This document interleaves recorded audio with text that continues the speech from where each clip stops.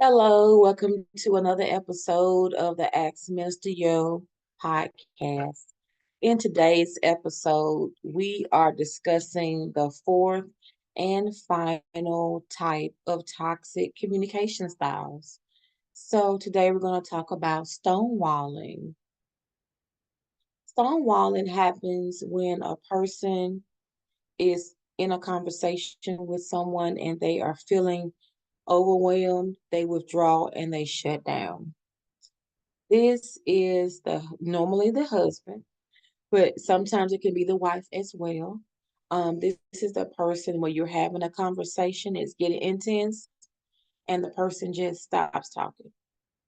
They are not responsive.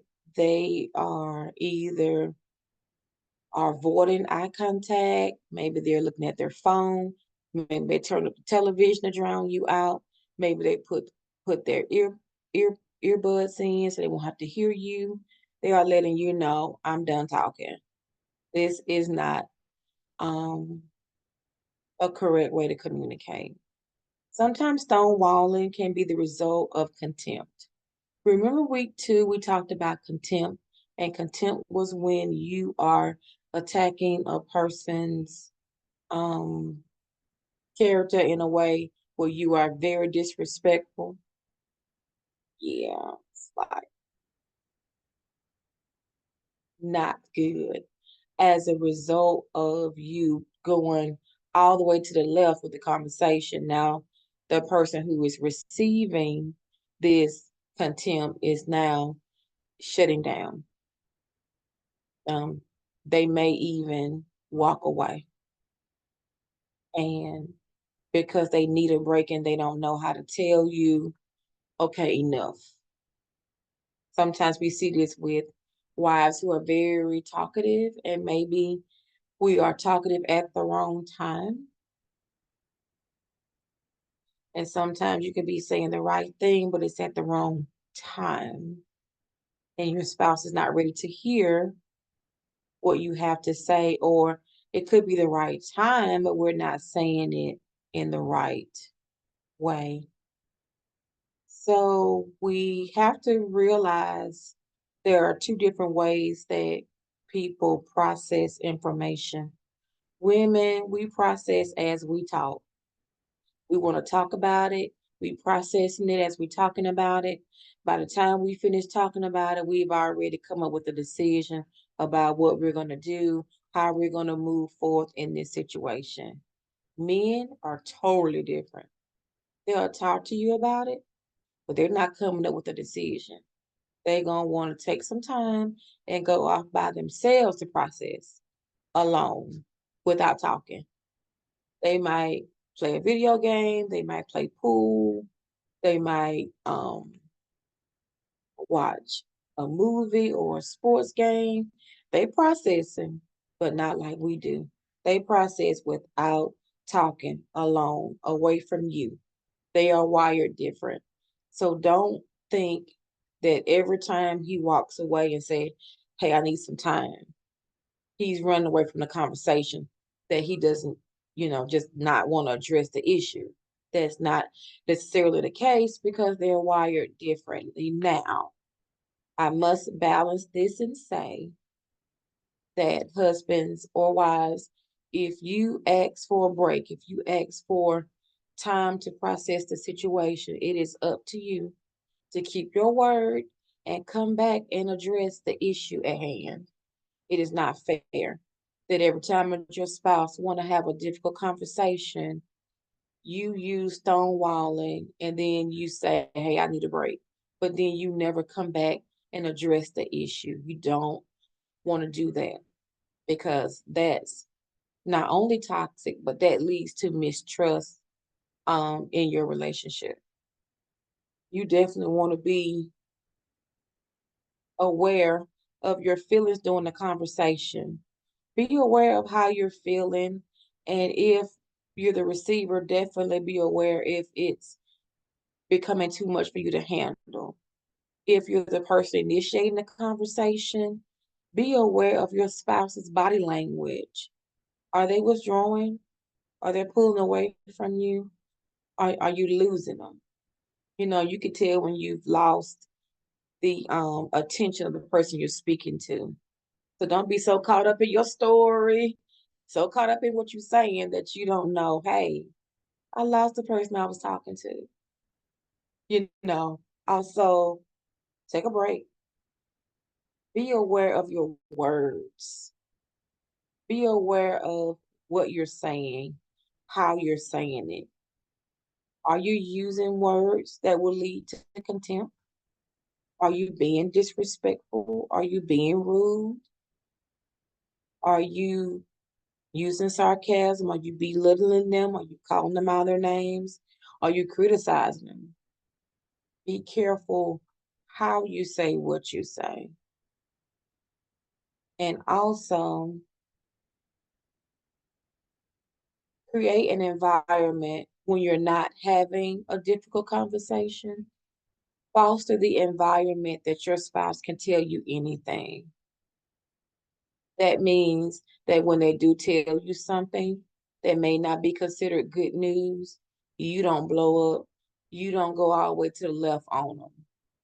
You have to practice controlling your emotions. You have to practice speaking in love. You have to practice this because it may not come naturally for you. Teaching purposes only. If Bobby comes home and he tells me, yo, you are not going to believe this. Come here. And he takes me outside and he shows me this big scratch down the side of my charger. I have to remember he didn't do it on purpose. This is why you have insurance. As long as he is okay, the car can be fixed. Okay? How I respond to him, though, is very important. If when he has to talk to me about difficult things and I blow up, the next time something difficult comes up, he's not going to want to tell me because he's going to remember the last time I tried to tell her something that was negative, she blew up. She went all the way to the left on me. She forgot all about she was a minister. She let me have it. So I would have been training him to not be able to tell me anything. And I don't want that in my marriage. And you shouldn't want that in your marriage. The fear with these type of communication styles is that once you train yourself to do it wrong, that it becomes challenging to do it correctly. And then you run the risk of saying, this is just how I am. No, this is not how you are. This is just how you have been. The Holy Spirit lives on the inside of you. He can help you change your behavior, your words, how you talk, how you act. The choice is yours. He's a gentleman now. He's not going to force himself on you. He's not going to force you to change your speech. He's not going to force you to change how you talk to your spouse behind closed doors. But the Holy Spirit is here, and the Holy Spirit is willing, and the Holy Spirit is able to help you change if you want to change. And I'm wrapping up, but I want to leave you with this thought. Would you talk to Jesus the way that you talk to your spouse? Rhetorical. I can't hear your answer even if you do. But think about it. How do you talk to your spouse? If Jesus was in the room, would you say the same thing? Would you say those same words to Jesus? Would you even say those same words to your pastor?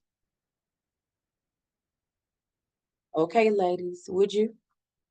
Husbands, would you use this language with First Lady? If Jesus was in the room, would you use these words with him being present? Maybe not.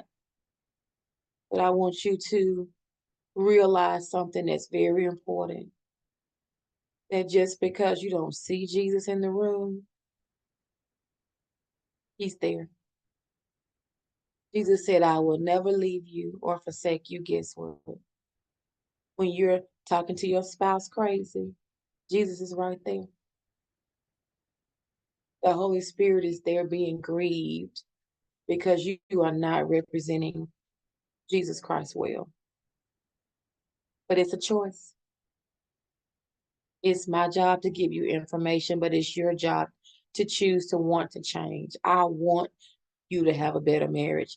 I want you and your spouse to communicate better, but you have to want to.